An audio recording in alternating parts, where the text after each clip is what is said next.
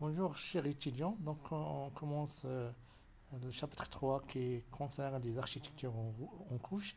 Donc on va définir c'est quoi l'objectif de faire des architectures en couche. D'abord en ancienneté, il y a des fabricants qui font seulement des communications avec le même constructeur. Par exemple, le IBM ne peut communiquer qu'avec l'IBM. Macintosh ne peut communiquer qu'avec les machines Macintosh. Aussi, le fax peut parler seulement par fax parce qu'ils utilisent les mêmes protocoles de communication.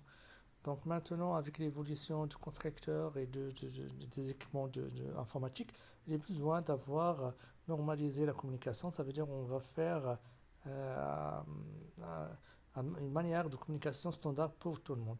Pour cela, on peut parler qu'il faut faire des architectures en couche. Donc il y a des organismes qui permettent de faire cette normalisation. Normalement, il y a ISO, il y a des E3E, il y a le UIT. Normalement, ce sont qui permettent de faire, ou bien qui mettent en œuvre les réseaux pouvant communiquer entre eux. Donc là, les normes sont nécessaires pour libérer l'utilisateur des mécanismes de communication spécifiques à chaque constructeur. Donc ça veut dire que maintenant, n'importe quelle machine peut communiquer avec n'importe quelle machine.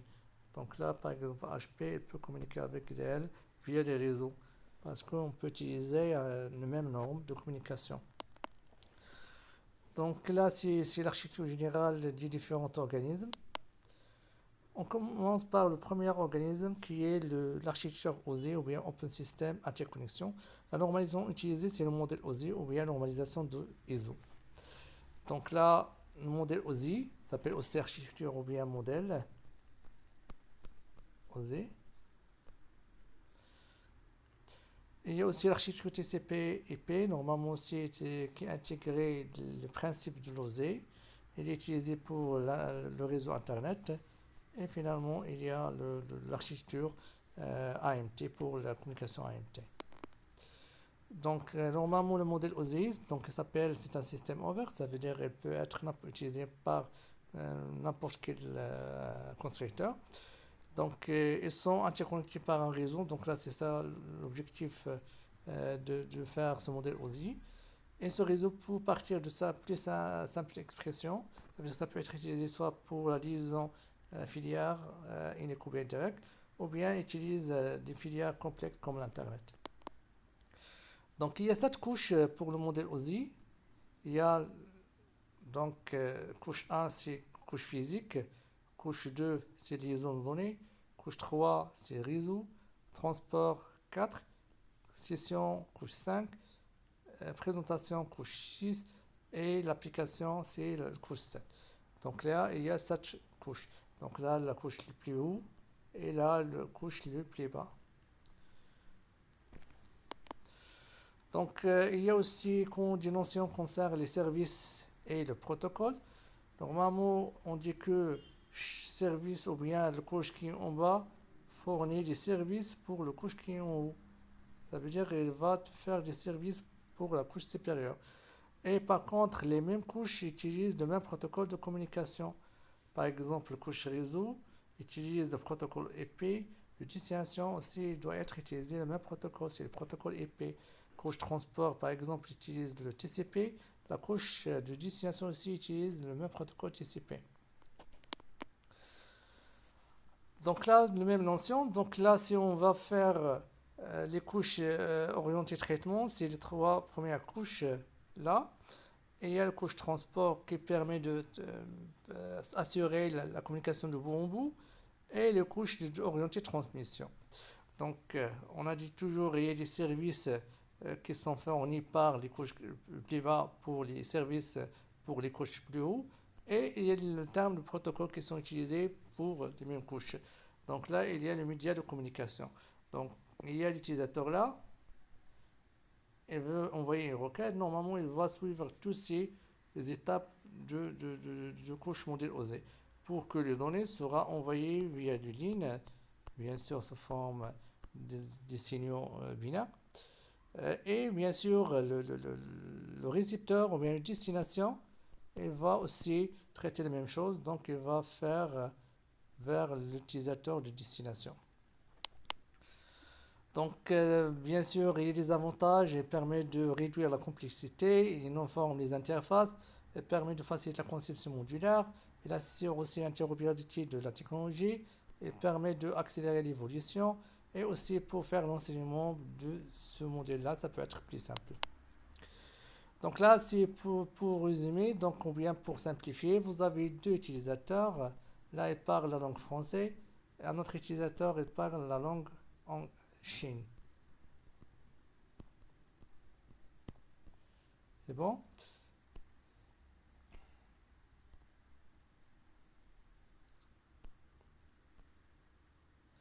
Donc là, on a deux utilisateurs. Utilisateur 1, il parle la langue française. Et l'utilisateur 2, qui parle la langue chinoise. Donc, on a besoin d'un modèle ou bien d'utiliser le même protocole de communication pour comprendre. Donc, il y a deux possibilités, soit d'utiliser un traducteur qui permet de traduire la langue française vers la langue chinoise, et la même chose aussi de faire la traduction de la langue chinoise vers la langue française, ou bien d'utiliser un langage commun pour les différentes utilisations. Ça veut dire qu'on peut faire le même langage de communication. Par exemple, si on peut utiliser, si on utilise un langage qui sont connus par les deux utilisateurs, ça veut dire qu'on peut utiliser l'anglais. C'est ça le principe du modélisé. Ça veut dire qu'on va utiliser le même langage de communication pour tout le monde. Donc, si on peut faire ces informations au niveau traduction, donc là, il y a la couche application qui permet de faire l'écriture et la lecture de lettres. Bien sûr, c'est la couche qui est plus proche de l'utilisateur. Après, il y a la couche présentation qui permet de traduire sous forme ou bien mise en forme. La couche session, c'est permet de relever transmission de courrier des services. Transport, il permet de faire l'action du service courrier. Réseau, il permet de action de bureau, de poste ou bien de centre de tri. Pour la couche liaison, par exemple, l'acheminement de la lettre entre deux nœuds consécutifs de réseau. Et couche physique, c'est l'utilisation de support de communication. Après, bien sûr, il y a l'envoi de tout ça jusqu'à la destination. Maintenant, pour le système d'information, on peut aussi expliquer la méthode utilisée. Donc là, vous avez un utilisateur qui est dans le réseau 1 et bien sûr un autre qui est utilisé dans le réseau 2. Donc on a besoin d'un équipement très important pour faire communiquer ou bien acheminer les données, et il s'appelle le routeur. Voilà. Donc là, le routeur il travaille sur le couche 3, ça veut dire la couche maximale qui peut être traitée, c'est la couche réseau. Donc là, un utilisateur il va envoyer les données. Par exemple, envoyer requête, il doit être passé par la session présentation pour faire mise en œuvre, session pour faire l'ouverture de session, transport pour faire la communication bout en bout et parfois faire la segmentation, le réseau pour faire un paquet et ajouter l'adresse IP, la liaison pour ajouter l'adresse MAC et aussi pour ajouter le champ de vérification, et le couche physique, c'est pour faire le support de communication. Par exemple, là, on utilise le support câble. Donc là, bien sûr, il sera envoyé les bits sous forme de signaux électriques. Maintenant, le routeur il va seulement lire l'adresse IP qui existe dans le protocole IP de couche 3. Et bien sûr, il va voir quel est le port adéquat à envoyer ces données. Il va envoyer vers la destination. Maintenant, la destination, bien sûr, il va traiter toutes les requêtes via les couches modèle OSI. Donc là, si on peut simplifier rapidement la couche physique. Couche physique, c'est tout simplement les parties matérielles. Si on peut simplifier, par exemple, si on peut dire euh, les câblages, les cartes réseau, les répéteurs, le concentrateur. Donc, concentrateur, c'est le hub. Et bien sûr, c'est la méthode où on peut envoyer les informations binaires sous forme des signaux électriques ou bien des signaux lumineux ou bien des ondes radio. Donc là, la couche physique, c'est pour simplifier. Il permet de faire l'émission et réception des signaux. La sérialisation, ça veut dire on peut envoyer les bits en série. Donc, ça veut dire 1, 2, 1, 2, ça veut dire en série. Et l'exemple, c'est carte réseau, connecteur, câble, modem, concentrateur. Tout ça travaille dans la couche physique. Maintenant, la couche liaison de données, en principe, elle est pour faire l'envoi et la réception du message. Donc là, bien sûr, lors de l'envoi, il va ajouter un champ très important qui s'appelle Frame Check Sequence. L'objectif de ce champ-là, c'est permettre par le récepteur de vérifier ce qu'il n'y a pas une erreur lors de transmission. Donc, si on peut définir les protocoles qui sont utilisés pour ce couche liaison de données, donc il y a deux protocoles. Il y a le P2P protocole, c'est point-to-point protocole, par exemple lorsqu'on utilise un modem. Et on peut utiliser le protocole Ethernet si on utilise par exemple le câble réseau RJ45, soit par le 802.3, c'est le réseau câblé local, ou bien le 802.11, c'est le réseau sans fil. Donc là, il permet de faire l'envoi et réception du message. Donc il y a un terme très important, on parle sur le tram. Et aussi qui permet de faire le contrôle des erreurs. Donc les protocoles, c'est P2P et le protocole Ethernet.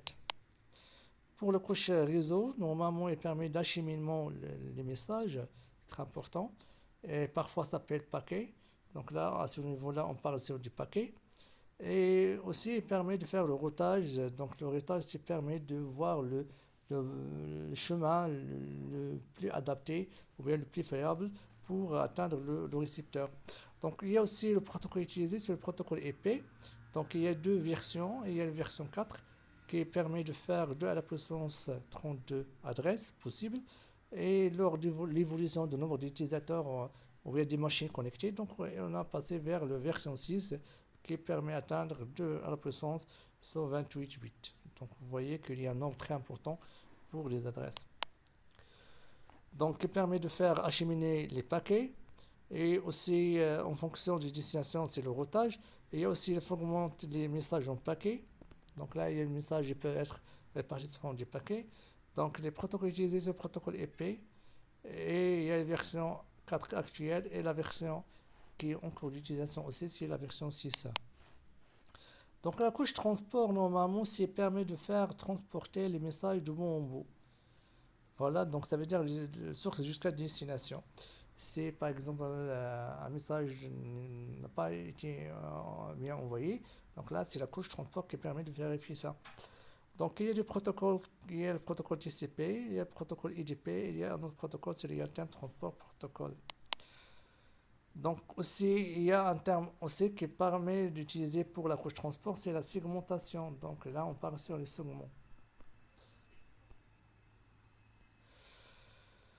Voilà, donc il permet aussi de faire un multiplexage, plusieurs flux d'informations. Donc à un niveau de couche transport, on peut faire un multiplexage. Ça veut dire quoi multiplexage? Ça veut dire qu'on peut utiliser toute la bande passante du câble. On ne peut pas seulement envoyer les données, mais on peut envoyer à la fois les données, à la fois les vidéos, à la fois la voix, à la fois les messages. Donc comme ça veut dire qu'on peut multiplexer ou bien utiliser toute la bande passante de ces ports de communication. Donc là, le couche transport permet de recevoir, envoyer et recevoir de bout en bout, jusqu'à la source jusqu'à destination. Elle permet de retransmettre, ça veut dire que c'est en cas d'erreur, elle peut renvoyer le message, ça veut dire le message non reçu.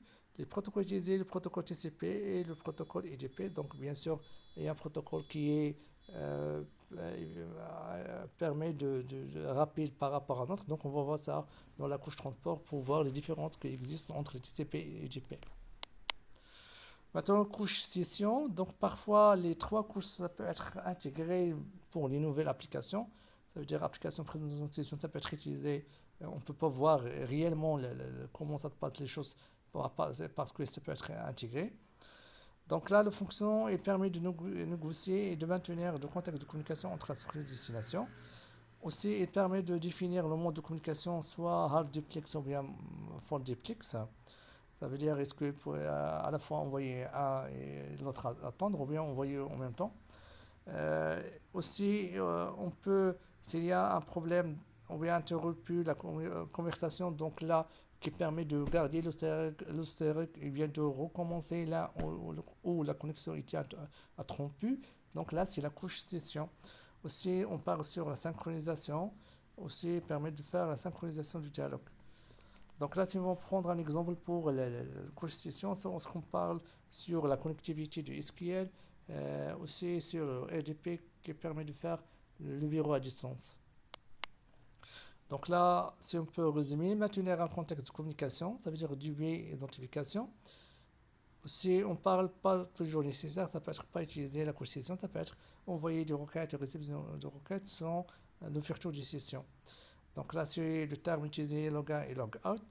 Et ça peut être aussi intégré directement vers le protocole du logiciel application. Maintenant, la couche présentation, tout simplement, il permet de présenter le données. Et il y a trois fonctions principales. Donc, on parle sur le formatage de données. Ça veut dire qu'elle permet de présenter les données. Et le cryptage de données aussi. Et la compression de données. Par exemple, les images doivent être interprétées sous forme définie. Par exemple, on va voir que les extensions qui sont utilisées pour les images GPT, GPE, PNG, ce sont des extensions ou bien des textes qui sont dédiés ou bien de codes qui sont dédiés pour les images. La même chose pour les données. Si on utilise le langage américain, aussi les vidéos, ça peut être utilisé, MP4, le MP3 et tout ça. Ça veut dire qu'on va utiliser un langage qui sont connus pour des données spécifiques.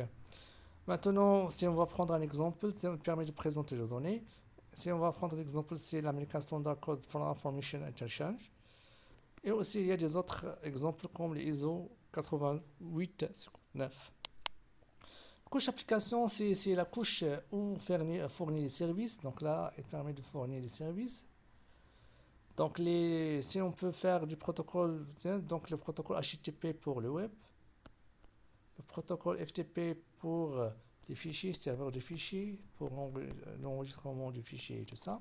Le STMP, ça permet d'envoyer des messages électroniques. Donc, il y a plusieurs aussi applications qui sont connectées directement via l'utilisateur.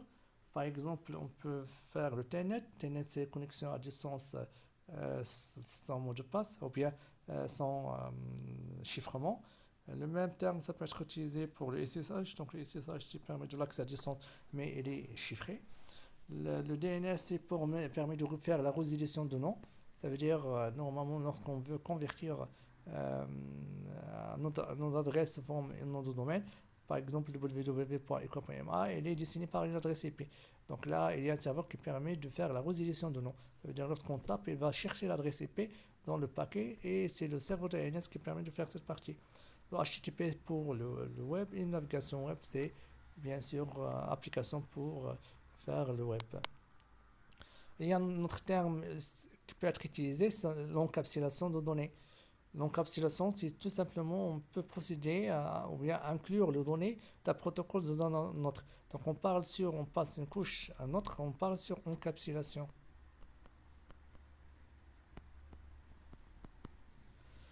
Donc là, par exemple, il permet de faire construction de données, préparation de données pour le transport en bout au bout, ajouter l'entête, ajouter les liaisons de données, convertir en bits.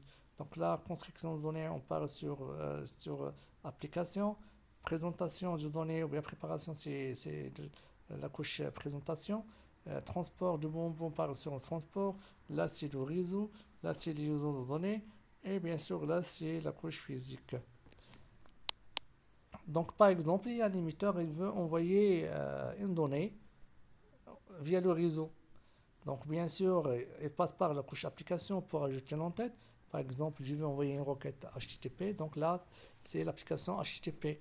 Donc, elle permet aussi d'encapsuler ce forme pour la présentation. Donc, il y a un nouvel entête ajouté par la couche présentation et qui déjà inclut les deux, l'entête de l'application et de données. Et aussi, il y a l'inclusion pour la couche session avec l'ajout de l'entête session. La même chose, donc il y a l'intégration du session donnée dans la couche transport avec l'entête de transport. La même chose pour le réseau avec l'ajout de nouvelles entêtes. Et aussi l'exception, c'est tout simplement pour la couche liaison de données.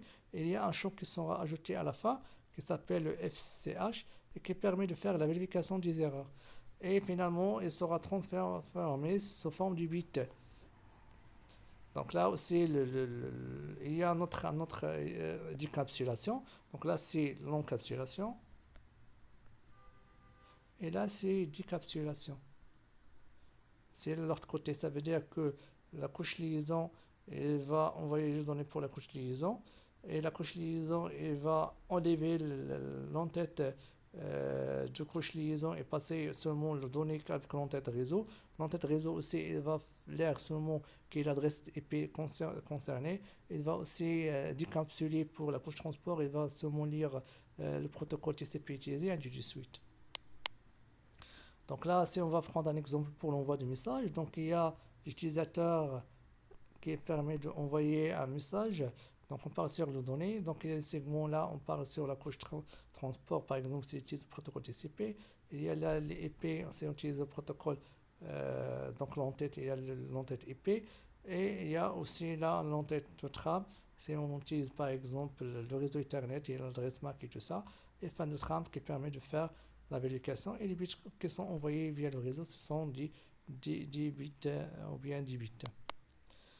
Là aussi, si on peut faire le dialogue qui permet de rajouter l'entête, donc il y a toujours là les données. Et lors de couche transport, il y a l'entête de la couche transport, par exemple là c'est pour l'entête du protocole TCP. Et là, il y a l'ajout de l'entête IP et qui a déjà inclus l'entête du CP avec les données.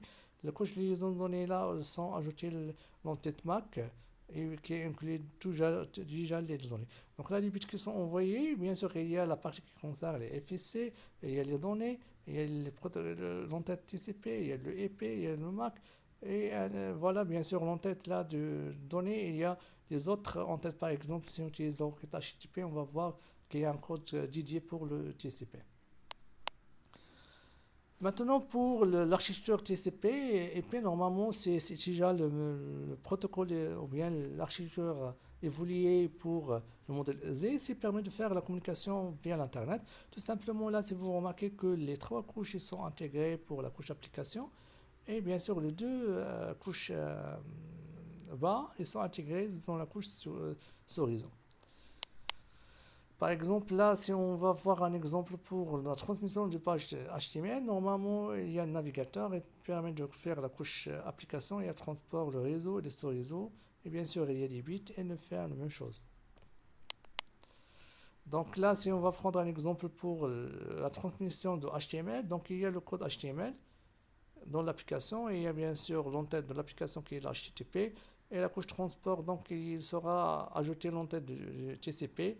Dans le réseau, il va ajouter l'IP, bien sûr, et le sous-réseau. Donc, il y a deux parties qui concernent l'entête et aussi le FCS. Et l'envoi sous forme binaire, signaux binaire, pour dans le support de communication. La même chose maintenant pour le récepteur. Donc là, c'est le récepteur. Donc, bien sûr, il va recevoir les 8, le 1, 0, tout ça. Donc, sous forme, bien sûr, des octets en série. Et il va bien sûr traiter. Donc le sous-réseau, il va lire quelle est l'adresse MAC et il va vérifier qu'il n'y a pas d'erreur. C'est bon, donc il sera transmis pour la couche réseau pour voir l'IP, l'adresse correspond et tout ça. Et il permet d'envoyer pour le TCP pour voir quel est le protocole du TCP utilisé. Est-ce qu'il n'y a pas une erreur ou bien n'est pas réceptionné. Et bien sûr, tout passe bien, donc il permet de faire la lecture et tout ça. Donc là, c'est chapitre 4. Donc on va faire, Inch'Allah, une autre vidéo pour expliquer le chapitre 4 concernant le niveau physique.